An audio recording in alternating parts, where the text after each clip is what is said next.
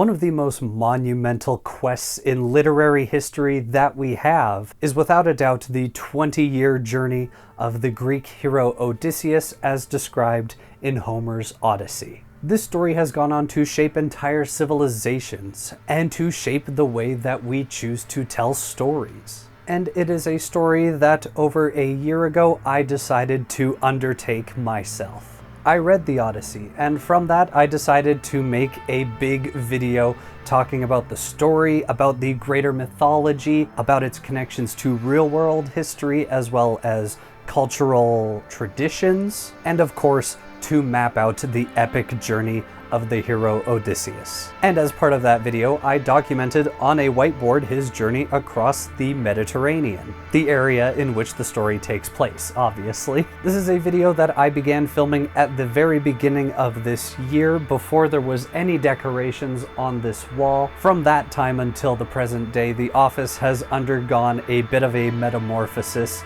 into what you see now, or at least a little bit of what you see now. It's a bit of a tight frame. But that was just one small part of a greater video that I would consider my definitive work on Homer's Odyssey.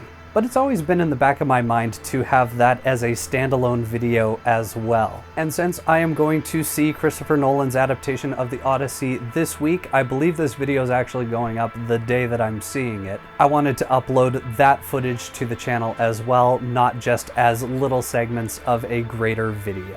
And so with that, I am going to hand it over to Chris in the chair, just slightly over there, as he will be your guide throughout the majority of this video. Take it away, Chris. And that is where I come in. As we are going through the story of the Odyssey, we will be cutting frequently back to me, where I will be going over the geography of the story. Where physically in the Mediterranean area are we? And while I could display the geography of the Odyssey by pulling up a litany of helpful maps and guides that have been created by people online in academic circles, I decided that that was dumb, and the best way of doing it for this video was to draw a very lore-accurate map of the Mediterranean. This is very accurate, very drawn to scale, and I think accurately represents the story. The entirety of the Odyssey takes place somewhere in this area. Obviously, we have the boot of Italy, we have mainland Greece, and of course everything borders the Mediterranean Sea. That's all this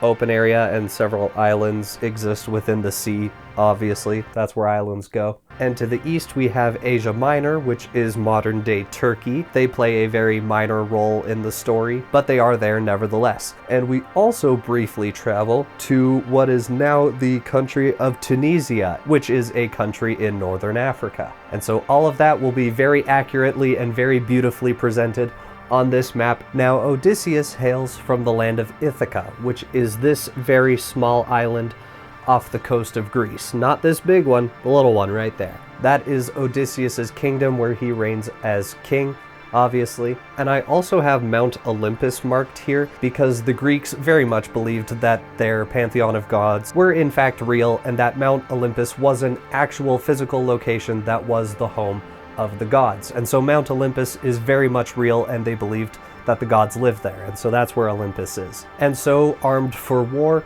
Odysseus leaves the island of Ithaca and sails around mainland Greece to the city of Troy, which is in modern-day Turkey.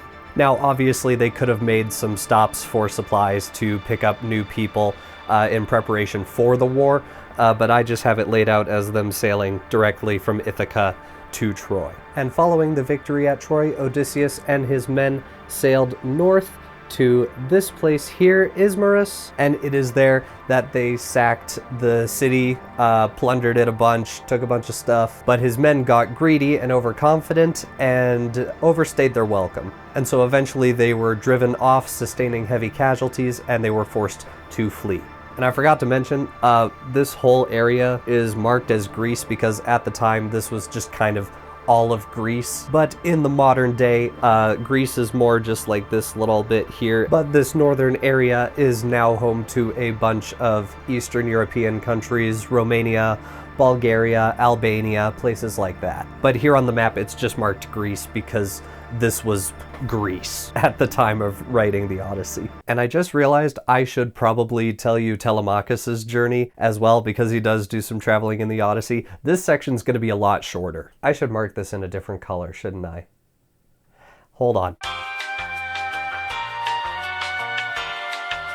I'm going to mark his journey in green. So Telemachus sets sail from Ithaca just a short distance south to Pylos, which is on mainland Greece. And then from there he is taken via horse and carriage to Sparta. Ignore my writing in this section. My writing is beautiful. And then if you want to track his progress back to Ithaca, just retrace our steps. That's it. It's really easy. And so from the land of Ismarus, or that other word that I'm too scared to say, Odysseus and his men sail south before heading west and ending up here in what is modern-day Tunisia. It is here that they encounter the lotus eaters and almost don't leave because they eat the lotuses and they don't want to leave. Must be some good flour.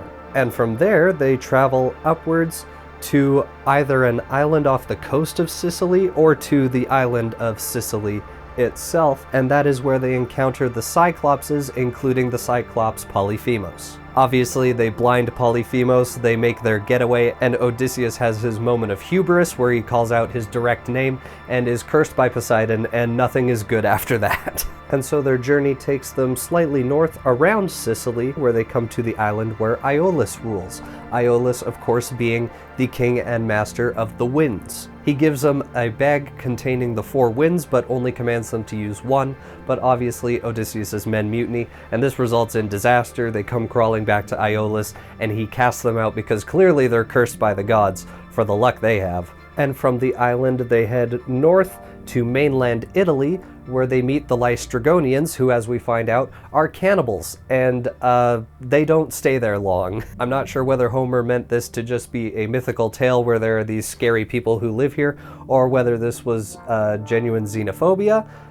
You be the judge. But yeah, in this story, the people over there, yeah, they eat people. Not like us sophisticated Greeks, though. And from there, they head through this little island straight here, and end up landing on the island of Aiaia, which is the home of Circe the magician. Magician, witch, nymph, goddess, it really depends on your translation. And so they have their whole affair there where the men get turned into pigs and Odysseus frees them by having sex with Circe. Really wild story. And from Circe's island, they head north to mainland Italy, where apparently the land of the dead exists. So don't go there, or do. I'm not in charge of your vacations. They spend a brief time there, talk to some spirits, the usual, and then they head right back to Aiaia to bury their comrade and get final instruction on what they should do from Circe. And as it turns out, their path takes them right back through the strait between those 2 islands, heading along the mainland of Italy and passing this little island here, which is where the Sirens reside. So obviously Odysseus gets lashed to the mast because he wants to hear what they singing about. Must have been fire though. He really loved the music. The Sirens would have gone platinum in a month here. And I didn't have room to write their names, but from the Sirens Island, they pass through this strait here between Italy and Sicily, and this is where the monsters Scylla and Charybdis reside. It's a very narrow strait, and it is blocked by a multi-headed dragon, essentially, who lives in the cliff face, and essentially a whirlpool, and at the bottom of this whirlpool is this, like, Cthulhu-like monster. But they make it through, albeit with a few less heads than they had, and they make it to the island of Thrinacia, which is the island of the cattle of Helios. This is where the story takes a turn for the better.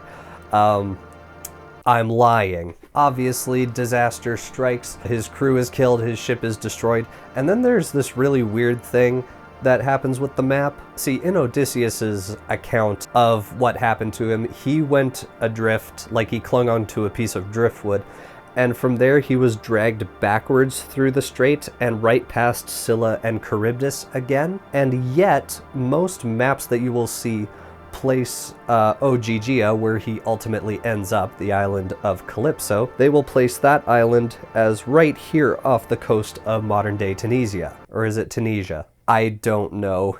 Any Tunisians or Tunisians in the comments, please let me know. So whatever little hiccup happened there, he somehow gets like dragged backwards and then I guess dragged forwards again and all the way to Ogygia, where he resides with Calypso, where he resides for an additional 7 years. But finally, the gods permit Odysseus's exile to be over, and he is permitted to sail from Ogygia and attempt to head home westward. But obviously Poseidon does not like that, capsizes his raft, buffets him with waves, the whole thing. Eventually he ends up here on the island of Phaeacia, which is of course ruled by King Alcinous and his wife Arete. Now in my mind, when reading the story, and there's this whole fanfare about, we will finally send you home, King Alcinous finally permits Odysseus return to his homeland, and it's this huge thing, and he offers this grand ship with the best sailors in all of Greece to take him home. I was imagining that they were like going across the entire Mediterranean to take him home, because they made it sound like it was this big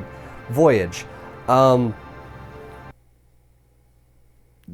They sailed that. That is a 2-hour journey. Probably not 2 hours, but like, it's not big. So yeah, I didn't even discover that until I was drawing this map up for myself, and I was like, huh, they made that sound way more impressive than it actually was. But hey, Odysseus is home now, which means you won't be cutting back to me anymore. So yeah, this is the definitive map of the Odyssey. Obviously drawn to scale very accurately and with impeccable writing. And with that, there you have it. That is the entire journey of Odysseus from beginning to end, from the island of Ithaca to the city of Troy to all over the Mediterranean Sea. And we managed to wrap it up in under 15 minutes, so I kept my promise. That is probably in the title of this video. Thank you so much for watching. I hope that you have enjoyed this video. And if you have, then please consider checking out my big video talking about the Odyssey that I mentioned at the very beginning of this video. It is absolutely my definitive work on the Odyssey. It is one of the best videos I've made for the channel, and it will be linked in the description down below, and it will be in the end card as well. But thank you so much for watching. I can officially say, as someone who has been out of the habit of reading for quite some time, the Odyssey was one of the books that got me back into the habit and the hobby of reading. And since then, I have gone off the deep end, reading a lot of very intensive books. I read The Lord of the Rings for the first time, cover to cover. It was incredible. And I'm currently working my way through the Silmarillion as well. And speaking of the Silmarillion, I actually have a series that I have started on this channel talking about the Silmarillion. And so if you love Tolkien and you love his extended universe and want to hear more about it, then absolutely go and check that out. It is on my channel. I haven't had the time to record the next episode in the series. That is another reason why you're getting this video. But this will hopefully buy me enough time to do some more recording, and the next episode will be out very soon. And so if you're interested in hearing more about the Silmarillion, then please stick around, consider subscribing to the channel, and if you've enjoyed this video, then give it a like. And of course, a huge thank you goes out to my patrons as well, Sean, Happy the Knife, and the top tier patrons, RD and Snowy. Thank you so much for supporting me this long, supporting my dream of maybe doing this full time one day. And if you want early ad-free access to all of my videos, as well as getting your name mentioned at the end of these videos, like these individuals are right now, then consider joining the Patreon. The specific rewards for the specific tiers are outlined there, but all patrons get credit at the end of my videos. I have a lot of fun doing these videos, and the fact that you all sit here and enjoy them as well makes me very happy. But I'm gonna wrap this up before we exceed the 15-minute mark. Hopefully we haven't already. Check out my Odyssey video. It is a really good one. I put a lot of time and effort into it. It was a labor of love, and I think it's a really good video. But thank you so much for watching this video, and I will see you next time for probably the continuation of my series covering the Silmarillion. I hope that you're excited for that, because I know that I am. And cut.